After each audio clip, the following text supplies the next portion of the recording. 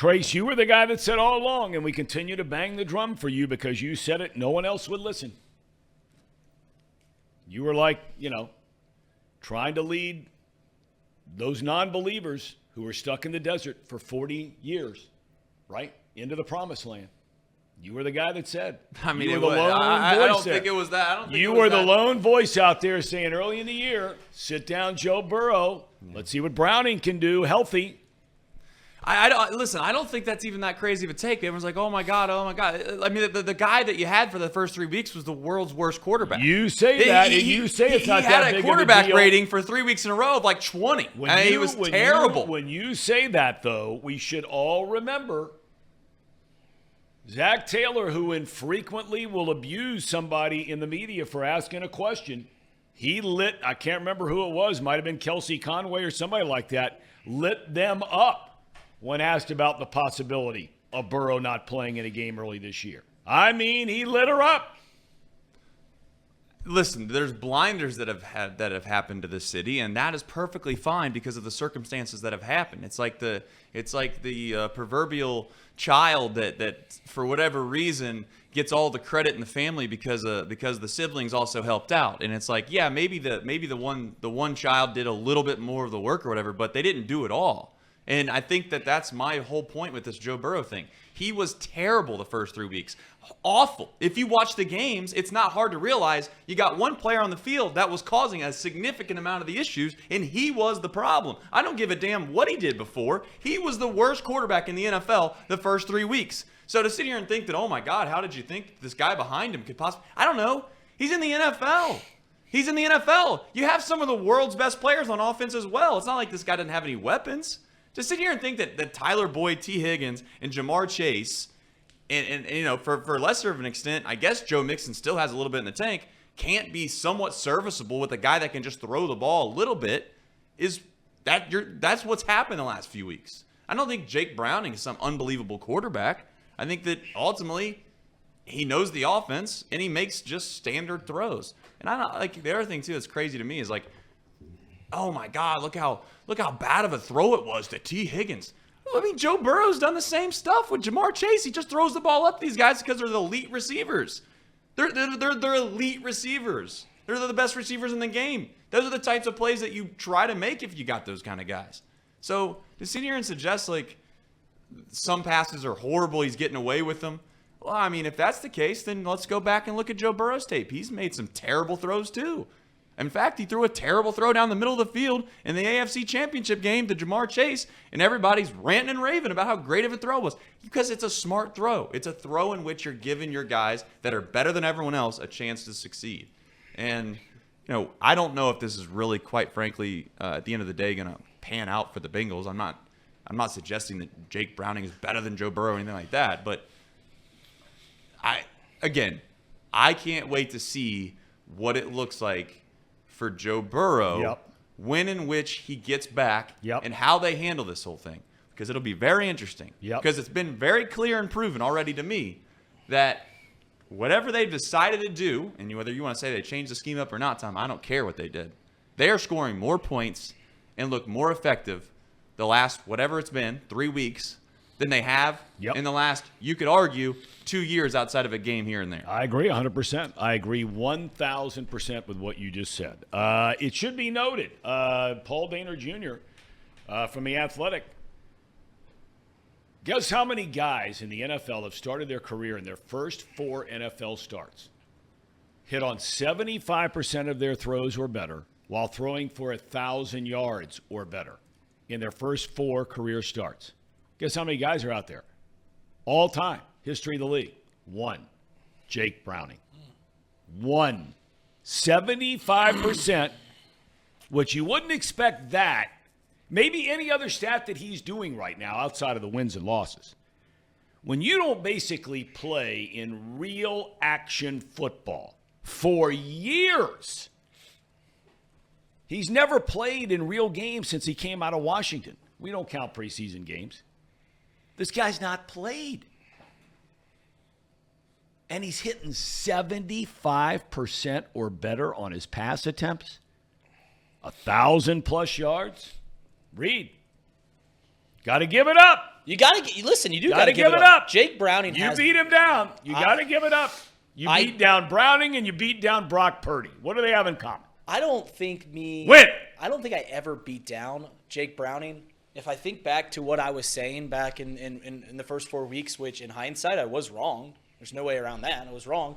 But I just said, listen, I want to go with the guy that's gotten me to the Super Bowl and got me to the AFC Championship. You know, you can change your opinion as you find new facts. And now that I've seen Jake Browning do this, yeah, I mean, clearly the better choice was to play Jake Browning. But here's the thing that I have implored Bengals fans to do over the past couple years, and I want to reiterate it right here.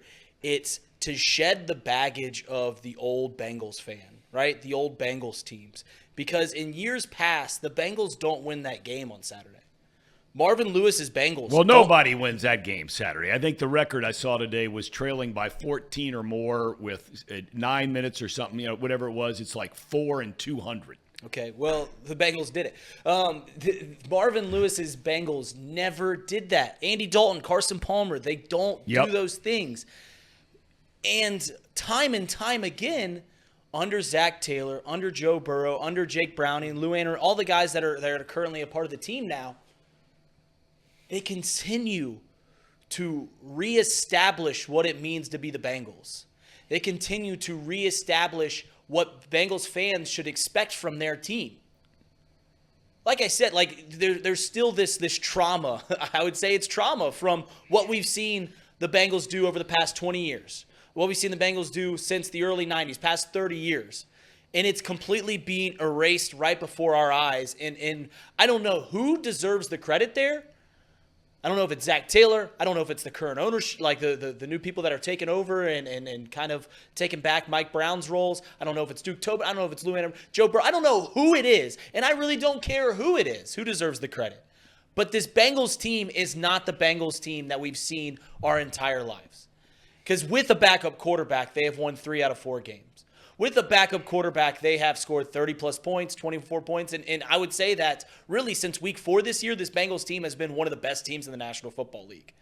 You could talk about those 3 losses in the middle, a terrible game against the Pittsburgh Steelers, but they were playing well against the Baltimore Ravens before Joe Burrow gets hurt.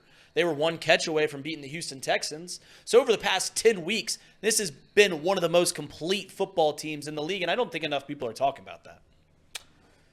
Tom, I'm as happy as a pickle. I think the Bengals are all the way back. I was wrong a couple times this season when I've declared the season dead. I think 3 or 4 times, maybe 5. Trace was like, I don't know if you've seen Tom Hanks' hit Christmas movie, The Polar Express, Tom.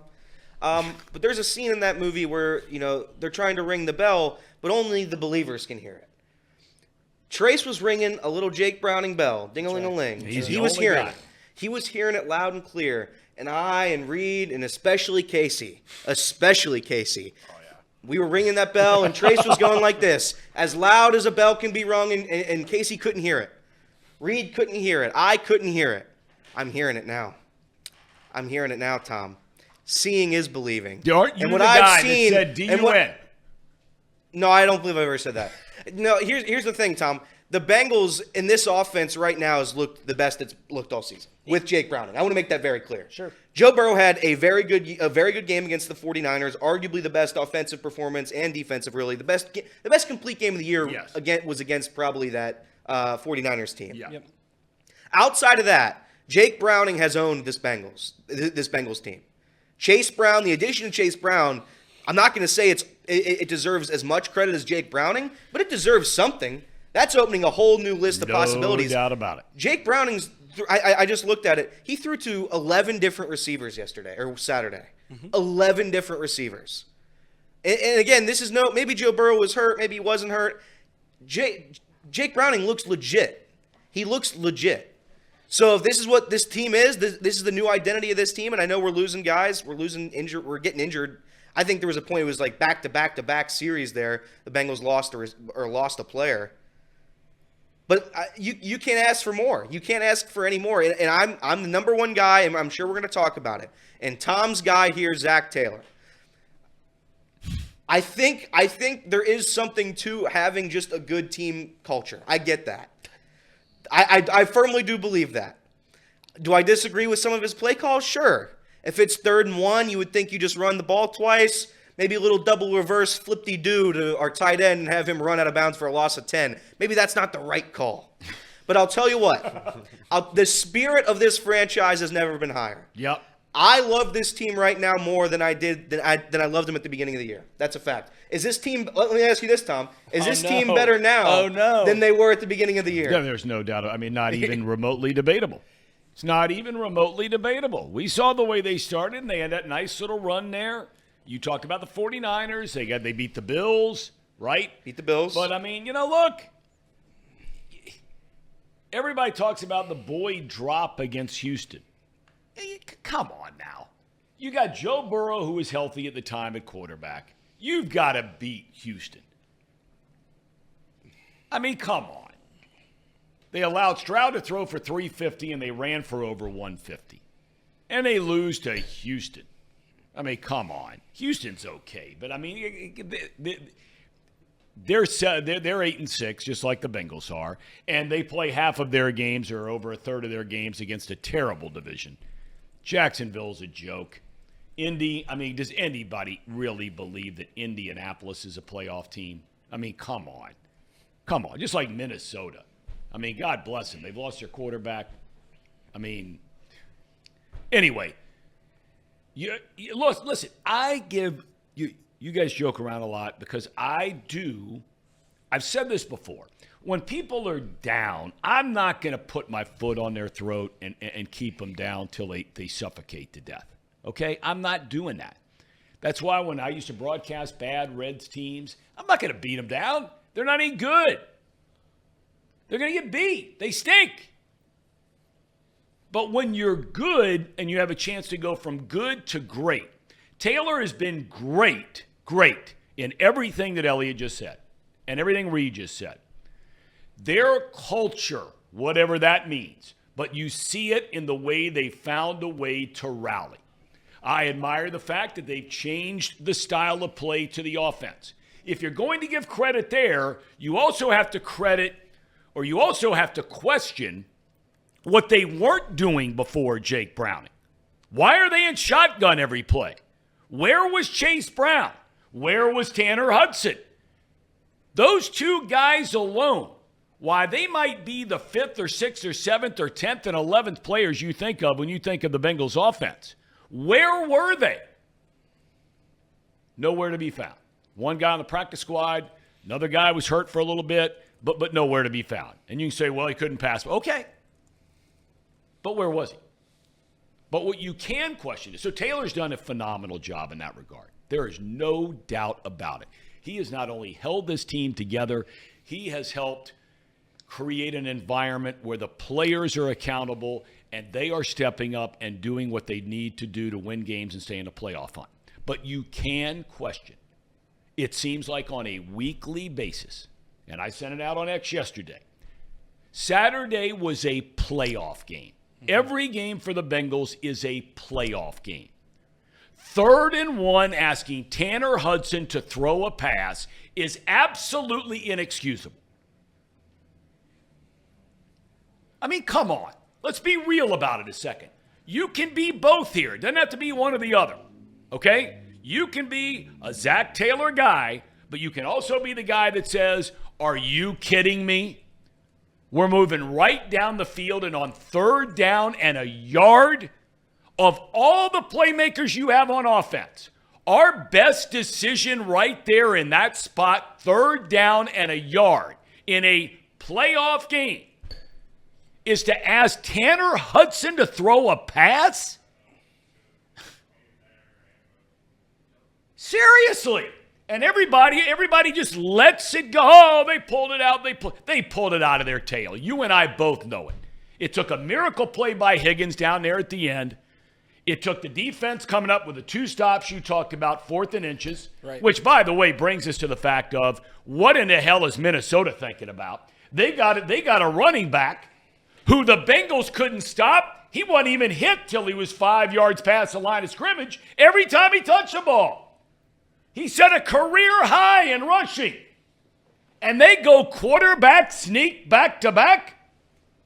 I thought they were great. They tried to do the touch push, Tom.